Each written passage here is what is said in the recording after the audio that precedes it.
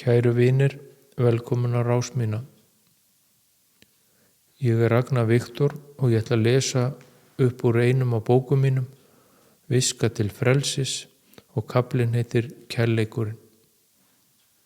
Kærleikurinn er öllum æðri, ekkert sigrar kærleika sem er án skilyrða. Upplag sálarinnar, þín sanna sjálfs, er kærleikur. Þegar þú upplifir kærleikan í hjarta þínu, þá er það sálin að tjá sig. Kærleikurinn er andstæða óttans og getur því aldrei birst á sama tíma. Það er æðsta markmið hverjar manneskju að geta lifað í skýrlauslausum kærleika, að opna hjarta sitt og fylla brjóstið af kærleika og miðla honum til annara. Þetta er áskorun í heimi og umhverfi þar sem aðrir geta komið fram við þig fullir af hatri, reiði og illgirni. Það krefst andlegs þroska að halda rósinni við slíkar aðstæður og koma fram af kærleika.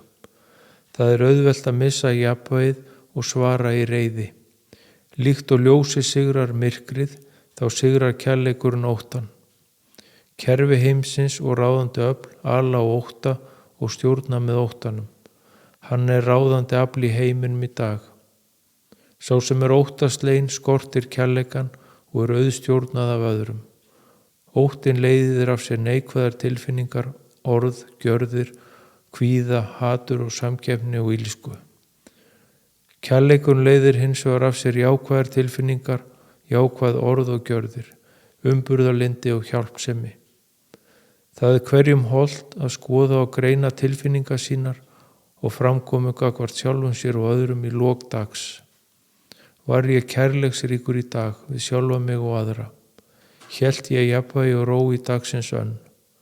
Hvernig kom ég fram við sjálfa mig og aðra? Hvernig voru hugsanir mínar, orð mín og gjörðir? Ýttu óttanum frá þegar hann birtist og fylltu brjóstið af kærleika. Það er leiðin fram hinn andlega veg til þroska og hærri vitundar.